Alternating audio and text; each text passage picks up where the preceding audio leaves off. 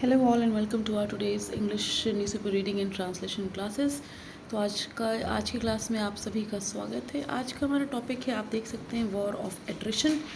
हम इसके बारे में और समझेंगे कि ये टॉपिक ऐसा क्यों है और क्या कहता है। इससे पहले कि मैं अपनी क्लास शुरू करूँ, मैं आपको कहना चाहूँगी कि आप हमारे एजी क्लासेस के इस चैनल को, अगर आपको हमारा कंटेंट अच्छा लगता है तो लाइक, सब्सक्राइब, शेयर ज़रूर करिए। विद्या का प्रचार प्रसार करते रहिए ताकि ज्ञान बढ़ता रहे, एक अच्छी कम्युनिटी बिल्ड हो और एक अच्छी कम्युनिटी से एक अच्छा नेशन बिल्ड हो। तो देखते हैं क्या है वॉर ऑफ एट्रिशन। एट्रिशन का मतलब होता है, आप समझ लीजिए कि दो, मतलब मैं इसको ये कहूँगी कि इसका आप एक मोटे तौर पे एक मतलब समझिए। एट्रिशन वो होता है जहाँ पे कोई मानव का आना जाना लगा रहे, कि वहाँ कोई स्थायी नहीं है, मानव का आवागमन स्थायी नहीं है तो एट्रिशन है।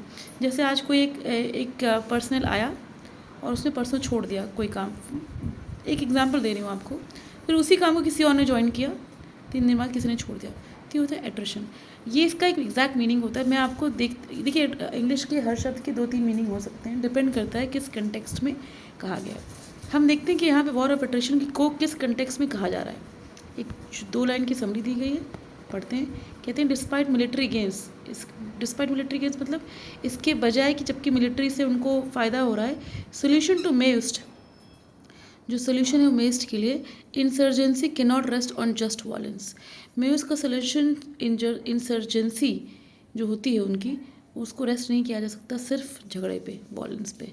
For a long standing insurgency that peaked in the early to mid 2000s, the war against the Maoists has settled into some sort of pattern। कहा गया कि एक लॉन्ग स्टैंडिंग इंसर्जेंसी रही जो कि पीक हुई, जो कि बढ़ी अर्ली टू मिड 2000s में। द वॉर अगेंस्ट द मेओस्ट, एक वॉर चली मेओस्ट के अगेंस्ट में, और वो सेटल नहीं हुई into some sort of pattern. वो has settle into some sort of, वो एक तरीके से सेटल हो गई एक पैटर्न में। वो क्या है देखते आगे। Recently the insurgents suffered a series of blows from paramilitary and police forces which include the killing of at least 29 Maoists in the Bastar region in Chhattisgarh on Tuesday.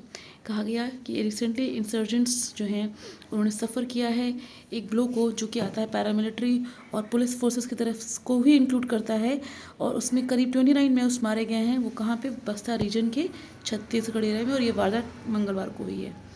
कहा जा रहा है limited to the jungles of central India and in places of sparse tribal presence with the weaker presence of the developmental and welfare state relative to the rest of the country, the Maoists have been significantly diminished as a political ideological force with few takers on their parties. The Communist Party of India Maoist ideology और visions of an alternative state। कह रहे हैं यहाँ पे कि जो एक limited जंगल का भारतीय का सेंट्रल इलाका है, जो बीच का मध्यवर्गीय इलाका है, उसमें एक स्पार्स ट्राइबल है। स्पार्स मतलब जो बहुत कम जिनकी गिनती है, ट्राइबल का प्रेजेंस है, और वो वीकर प्रेजेंस के साथ वहाँ पे हैं। उनका डेवलपमेंट एंड वेलफेयर जो होता है state relative to the rest of the country, वो कम है, क्योंकि वो कम गिनती में आते हैं। वहाँ के जो मेयर्स हैं हैव बीन सिग्निफिकेंटली डिमिनिश्ड, वहाँ के डिमिनिश हुए हैं, क्योंकि जो ट्राइबल है वो कम तौर पे आते हैं और उनका डेवलपमेंट वेलफेयर कम है उस इलाके में, इसलिए वहाँ के जो मेयोस्ट हैं वो भी डिमिनिश हुए हैं as a political ideological force with few takers for their parties. और डिमिनिश भी हुए हैं क्योंकि वहाँ की जो पॉलिटिकल आइडियोलॉजिकल फोर्स है वहाँ पे उनकी देख रेख नहीं करते हैं, इसलिए कम्युनिस्ट पार्टी के मेयोस्ट जो है वहाँ पे ख़त्म से हो रहे हैं। आइडियोलॉजी और visions of an alternative state, तो ये यहाँ पे बता रहे हैं कि भाई वहाँ पे एक स्पार्स ट्राइब है, उसमें से जो मेयोस्ट आते हैं उनकी कोई देख रेख नहीं है और ये डिमिनिश हो रहे हैं धीरे धीरे। व्हाट दे हैव रिटेन्ड, उन्होंने क्या रखा है, however is an ability to target security forces.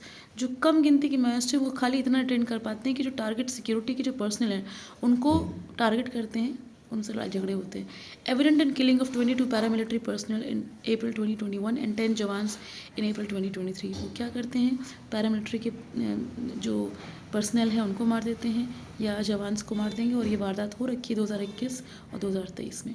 ये कह रहे हैं this has necessitated security forces to use unconventional military tactics and new combing routes to target the arm naves cadres.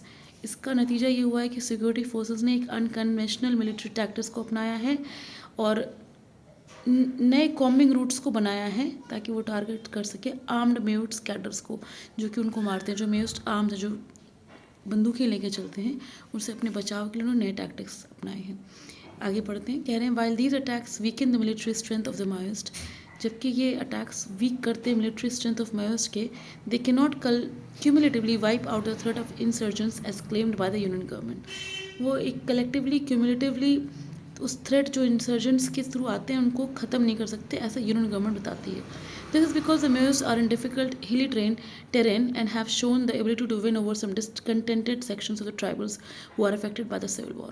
ये इसलिए क्योंकि जो Maoist हैं वो हिली एरियाज़ के जो टेरेन है, हिली टेरेन का मतलब होता है वो पथरीला हिमालयी इलाका जहाँ पे कोई पहुँच नहीं सकता, वहाँ पे वो रहते हैं और उनकी ये एबिलिटी रही है कि वहाँ पे वो जीत जाते हैं उस डिस्कनेक्टेड सेक्शंस ऑफ ट्राइबल से, जो कि कहा गया स्पार्स, जो कि कम गिनती में आते हैं, वो उनसे बात करके उनको जीत लेते हैं, उनको अपनी तरफ कर लेते हैं। और यही कारण है कि वो अफेक्ट करते हैं सारी अपने बचाव को और उनको जीत लेने ट्राइबल्स को, जो कि जो अफेक्टेड हैं सिविल वॉर के थ्रू, ये कहा जा रहा है यहाँ पे। आफ्टर 2 decades, 2 दशक के बाद of fighting the Maoists whose strength peaked into 2 prominent Naxalite parties merged into the CPI Maoist, the Indian state has long realized that only way out is to take them on military while winning over tribals through welfare issues। 2 दशक के जो Maoist से जो झगड़े चल रहे थे, जिनकी स्ट्रेंथ पीक कर गई थी 2 प्रोमिनेंट नक्सलाइट पार्टीज़ के मद्देनज़र से, जो कि मर्ज हो गई CPI Maoist कही जाती थी। The Indian state has long realize, भारतीय के इस स्टेट ने ये एक बहुत पहले रियलाइज़ किया था कि इसका एक ओनली वे आउट ये है कि मिलिट्री जीते उनको, कैसे जीते, उनके वेलफेयर इश्यूज़ के बारे में बात करके। वे ट्राइबल्स हैं, स्पार्स हैं, गिनती में कम है लेकिन हिली टेरेन्स पे रहते हैं, तो उनको अपनी तरफ मिलाए, उनके वेलफेयर के बारे में बात करके कि हम भाई उनको खाना पीना रहना अच्छा देंगे। हो सकता है इससे जो उनकी जो ये प्रतिक्रिया है मारकाट की थोड़ी कम हो जाए।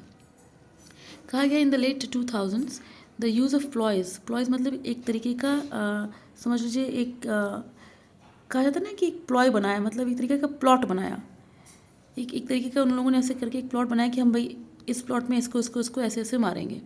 सच as arming tribals to take the Maoists through flawed campaign such as Salwa Judum backfired. तो क्या किया उन्होंने, एक प्लॉट बनाया कि आर्मिंग ट्राइबल्स को एक Maoist की एक फ्लॉट कैंपेन लेके जाएंगे जिसका नाम है सलवा जुडुम, और वो उनको ही बैकफायर कर गया। Later in a change of tack the reach of welfare state and the bureaucracy gradually expanded into hither to inaccessible areas in central India and helped negate Maoist propaganda about the Indian state being exploitative। उन्होंने क्या किया, letter क्या हुआ, उनका एक tactics change हुआ और वो पहुँचे वेलफेयर स्टेट एंड ब्यूरोक्रेसी के बारे में उन्होंने बात करनी शुरू करी, ग्रेजुअली एक्सपैंड किया अपने हिदर को, मतलब अपनी जो बातचीत करने की प्रक्रिया को उन इनएक्सेसिबल एरियाज़ में इन सेंट्रल इंडिया के, जहाँ पे ये कोशिश करी जा सकती थी कि Maoist को हेल्प किया जाए और प्रोपेगेंडा किया जाए about Indian state being exploitative. तो काफ़ी सारी चीज़ें देखिए, Maoist की जो कम्युनिटी आती है वो स्पार्स ट्राइबल कम्युनिटी है, हिली टेरेन्स में रहती हैं, उनसे बात करना बहुत मुश्किल है। अगर कोई उनसे बात करे तो उनके वेलफेयर के बारे में बात करे, क्योंकि वो एक चैलेंजिंग इन्वायरमेंट में रहते हैं।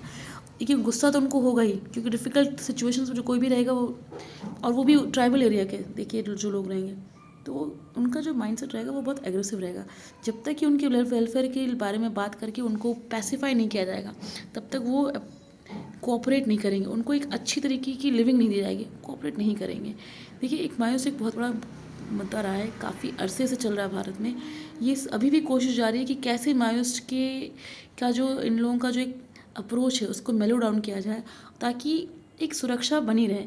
Maoist क्योंकि क्या करते हैं, वो मिलिट्रीज़ को मारते हैं, वो पुलिस पर्सनल्स को मारते हैं, जो कि ठीक नहीं है। मिलिट्री पुलिस का काम है देश की रक्षा करना। Maoist यहाँ पे क्या करते हैं, एंटी रहते हैं।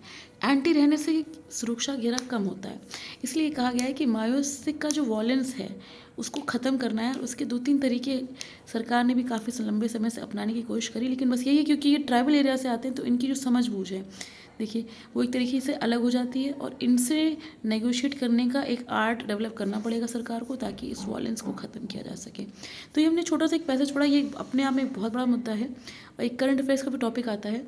आई होप कि आप लोगों को यहाँ तक ये समझ में आया। हमें कमेंट के थ्रू बताइए अगर आपकी कोई स्पेशल रिक्वेस्ट है, कोई स्पेशल टॉपिक को लेके, अगर कोई सवाल है तो वो पूछिए, और देखिए सुनने की एक कला होती है, वीडियो को आप एंड तक सुनेंगे तब थोड़ा समझ पाएंगे, क्योंकि हमें कमेंट्स आते हैं कि आपने सुन हाँ, जो आपके कमेंट से हमें लगता है कि आपने हमारे पूरे कंटेंट को सुना नहीं। तो वीडियो को पूरे एंड तक देखिए और तब सवाल पूछिए, ताकि हम आपको उसका एक एक्यूरेट जवाब दे पाएँ। हमारे चैनल पे हमारा नंबर है, अगर आप हमसे कांटेक्ट करना चाहें, किसी तरीके का आप असिस्टेंस लेना चाहें, feel free to contact us.